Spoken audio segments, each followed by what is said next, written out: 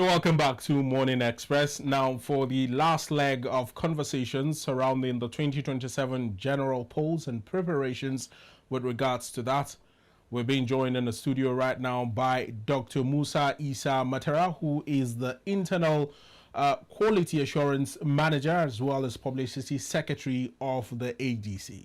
A very good morning to you, Doctor. It's wonderful to have you join us here in the studio today. Well, Doctor, welcome to the program. Welcome, thank you, sir. Now, as Publicity Secretary for the African Democratic Congress, ADC, ahead of the 2027 debates on a big party, a major party to be able to rival the APC, what's the stance of your party? Thank you so much.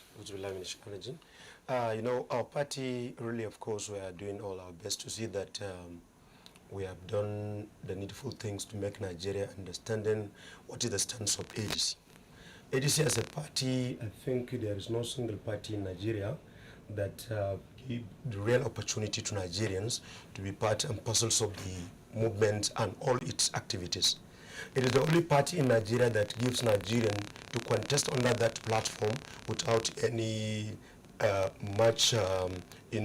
monetizing the processes or maybe collecting huge amount of money of registrations and what have you. Almost, it is also a party that give political inclusion in the sense that people living with disability are also given opportunity in African Democratic Congress to contest under the platform without any, traditions or stigmatizations. Yeah. And also women, are given also priority under African Democratic Congress. With that, we are looking that Nigerians will understand our manifestos is not just only to come and maybe dominate the economy or to reach ourselves, but our manifestos focus on maybe you can say voter-centered politics, meaning that our platform will be the promised land to Nigerians. Why? Because we don't segregate based on religion, culture, ethnicity, or gender. You understand? Or any discrepancies or disability. So our party, it is the reliable party that Nigerian can stand on and vote for. Now, Dr. Isa, how would you rate your party's performance in the general political landscape of the country when it comes to, councillorship, chairmanship, members of the House of Assembly or members of the House of Representatives? Has your party dominated to a very reasonable extent since inception of the ADC? Yeah, ADC has been doing well because despite the maybe conspiracy against the party in one way or the other. Conspiracy by who? By so many political, tycoons, or we can say political actors. They know that the party has the good manifesto that can make Nigeria better. So that is why they are bringing some also scrupulous people into the party, you understand, to come and cripple the process of the party. If you flash back to what had happened at the last election 2023, our party successfully conducted its primaries at Abeokuta, and we selected our credible candidate. But within the party, outside political interference come into the party and disrupt all our processes. Let me tell you something. At that time, I was a contestant of House of Representatives, representing the good people of Borneo, Guri, Krikas, federal constituency in Jigawa State. And I have the support of my people. Let me tell you something. But because of what the maybe current administrations or the then incumbent governments says that the ADC is prospering to have some chances in so many states in Nigeria, then they now come up with their own hidden agendas. They inserted so many people into the party, and they created problems into the party, and they even at the same time use their power, you understand, to compel the party to move to nowhere. You can ascertain, Dr. Isa, that the ruling All Progressives Congress during the last general elections had sent in people to infiltrate the ADC in order to stir up chaos within the party. Is this a statement that you can confirm? Of course. But how can you confirm this when it was an indirect primary your party used to select its 2023 candidate? We selected, we have, at that time we had contestant of the presidential candidate 12, among which the person that was won the elections was Dumebi Kachuku. In person of Dumebi Kachuku. Because out of the 12 candidates, he is the one that has the majority votes. in the primaries. Yeah. So when the federal government discovered that Dumebi Kachuku is an eloquent person and is a state person, a statement, and a philanthropist, and besides that he has all the ability, you understand, to come up with modern politics whereby youth and women would be included into political arena and into political movement. But now the federal government discovered that there is a need of inserting some people to create havoc and crisis into the party. And up till now, I'm saying there are some crises in the party. The wings of the national chairmen and the wings of the presidential candidates started their own, you understand, even we at the lower level, we don't take any part. But distance, we know it was indirectly injected by the ruling party. How did the ADC handle the infiltration? We handled it carefully. Like as my state, Jigawa State, when we discovered that all the senatorial district we have candidate, all the House of Representatives we have candidate, House of Assembly of candidate, we have gubernatorial candidate. Let me tell you something. In Jigawa State, the then governor of Jigawa State, and the government hijacked our gubernatorial candidate and they bring him into their platform. Yeah. Despite that he is contesting under the platform of ADC. And now we have seen so many pictures, you understand, so many videos that he is having engagement with the state government. So and then we discovered that there is some suspicions. Why our gubernatorial candidate start engaging with the ruling government, the ruling administration, the ruling APC. Yeah. Then later on we discovered that he has already collabed with them and he want to collapse the party in the 2023 general election gubernatorial candidate. I went into radio stations, Freedom Radio in Jigawa, where I publicly decided that we don't have any hand in that activities. But later on, them too from the government sponsored him to went to Jigawa State radio station. The radio owned by state government. Him too also to condemn our movement. So you can see what I'm saying. Almost in all our state, we have such similar cases whereby state government dominate our candidate or create some divisions, you understand? Because they have the money, they have the administration, they have the security agencies, they have all it takes for them to use this kind of power. You understand? But to your party's credit, you have two lawmakers in the National Assembly, in the Green Chambers. To their credit, despite all these infiltrations, the party still produced two lawmakers in the National Assembly. Of course, precisely. Now, my question is ahead of 2027.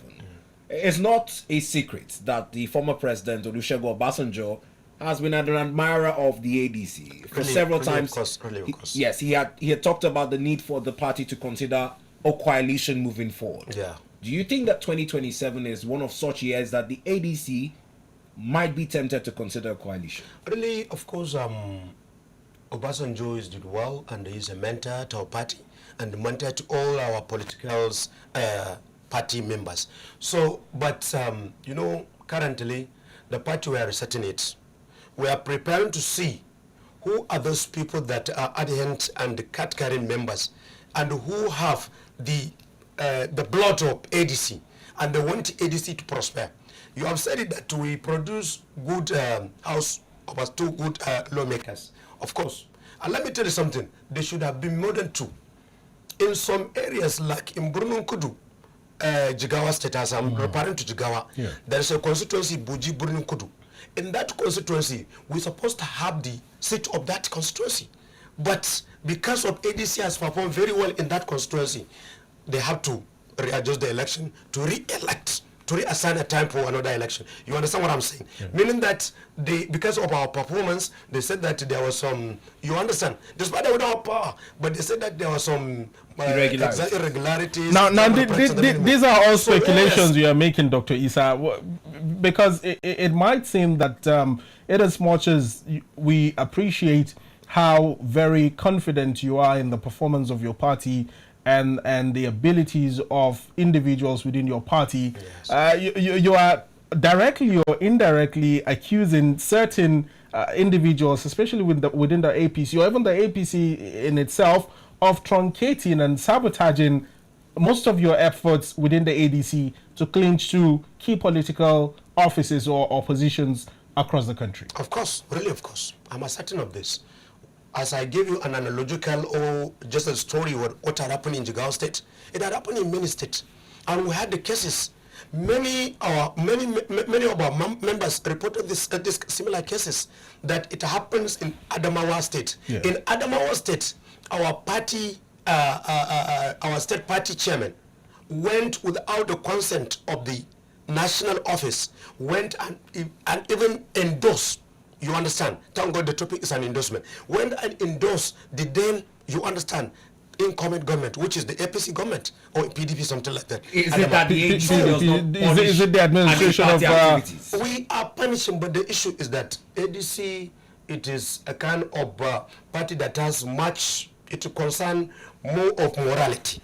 So there's a leniency bringing, that allows anti-party bringing activities to endorse another party. All and sundry to the party, regardless of their economic status, maybe cultural background or ethnicity or what have you. The party want to make Nigeria to be Nigerian. It is the only party that, you understand, give all Nigerians equal opportunity without any segregation. Our current leadership national chairman is an Igbo man, Rapunwasu. I'm Hausa by tribe. And many people are there. From look and credit of Nigerians are holding a very big positions. Look at my age. Handling this position is very big for me, right? But maybe because of the performance we are doing from here and there, you understand, the party discovered this so person should be assigned to do this. You understand this? So it's more of a case of merit, regardless of your age. Yes, and financial they status. just look at it as merits. And I have never collected a single kobo from any candidate. I contested, I told you, I've never paid 1 naira to contest for House of Representatives. My name was being processed and do all the necessary So who sponsored your declaration of interest? It is the party. It is the party. They picked up the ticket for you. They picked the ticket and everything for us. We didn't pay anything. Dr. Isa, is the ADC a part of the coalition of United Political Parties, CUPP? No, it is not. It is not. Well, it has nothing to do with that. We are standing on our own, you understand? Gearing up to 2027, do you see the possibility of maybe not a merger, but some sort of coalition with any opposition party in order to oust the APC and in most political positions across the country, not necessarily the presidency, though? No, I don't think so. I don't think so because our party still has the manifestos that we want to accomplish and to make Nigeria better. Yeah. And it is the only credible alternative political party that Nigerians are supposed to vote for. If not because we Nigerians will lack some enlightenment in politics, ADC, it is the only subscriptions for Nigeria. You understand this? Any party you may think of, they are money mongers, you understand? They monetize all their processes, but in ADC, it is party for all and sundry. How affordable is it to run for a political office within the ADC?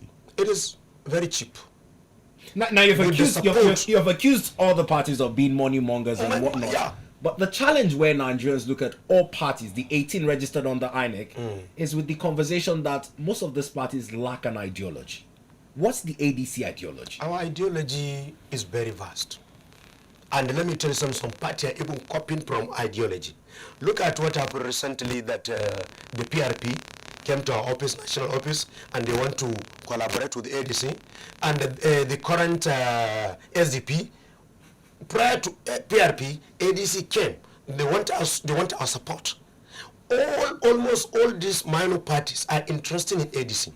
Even NNPP, before Konkoso went to NNPP, you understand, to be the card-carrying member of that NNPP, he went to ADC, but ADC no, because the ideology of those kind of ex-governor, ex-senator, ex-what have you, when they enter into the party, they want to hijack the party to be their own party. Well, ADC is no party for a single individual. It is a party for Nigerian. So therefore, we are not in any plan or willing to plan to engage in any, you understand, collaborations or... So if I understand it correctly, the ideology of the ADC is no coalition. No coalitions in ADC. There is nothing coalition in ADC. And at the same time, you ask of our ideology. Our ideology is to make Nigeria better. Not just the change that I mentioned by APC. We want to bring a positive change. And as I said, it is the only alternative and credible political party that Nigeria needs to liberate to. Our manifestos shows that yes, there is no single party in Nigeria that has such kind of good manifestos to deliberate and to make Nigeria better. Because it is the party of downtrodden political members. It is the party of downtrodden masses. You understand this? No segregations, as I said, no any discriminations in the party. All are coming and they have the opportunity. I just have one final question before I hand you over to my colleague. Yeah. You've mentioned that the ADC is a party of the grassroots. Yeah. by this venture, would the ADC be prioritizing local government elections, particularly in Jigawa, where you hail from, or even across the remaining 774 local government areas? Is that a strategic deployed tool to target government at the grassroots? Is that the priority, since you're not targeting the presidency? You know, local government elections, I would still say that Nigeria, local government election is not something to be considered, because the local government election at current time is being controlled by the state government. In Jigawa State, yes, of course, we enter into elections we contest for the local government, 27 local government, we had our contestant. But let me tell you something, there was not an election in local government elections. There was nothing franchising. The local government election is just an assignment. It's just a selection by the governors. You understand this? And it happens all across the country. There is not an election in local government. That is why when we contested for local government election in Jigawa State, and we discovered that even the current, maybe we can say, the big opposition party, PDP to APC, they decided that they would not contest. Why? Because they know that there will be nothing election that will hold. Let me tell you something. If in Jigawa, you will see the whole local government is just only maybe the main ward polling unit, that is where the election is taking place. And the other polling unit, there is nothing for electionaries. There is nothing. Because of the lack of confidence that people have in the election process? Local government, of course.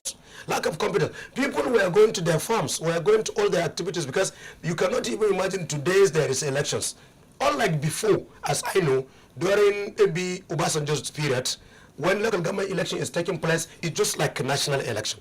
But currently, there is nothing election in local government.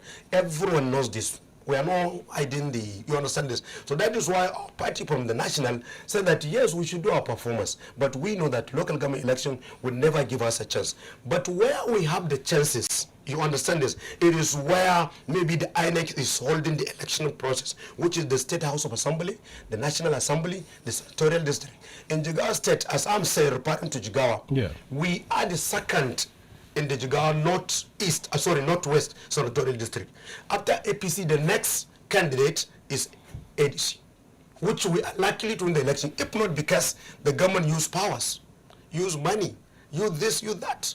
You understand that? And even threat. I must say I was threatened that Musa Isa is happening. No, there is nothing. I'm still young. Well, Dr. Isa, very, very, very strong allegations here that you are raising, but we will still need to clarify that going forward. However, just before we let you out of the studio, let's get your take on the issue of zoning ahead of the elections with regards to your political party.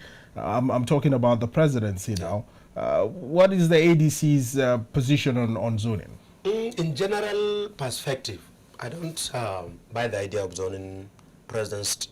I don't buy the idea. Because zoning, it doesn't give anything. The last outgoing president was from Northwest in particular.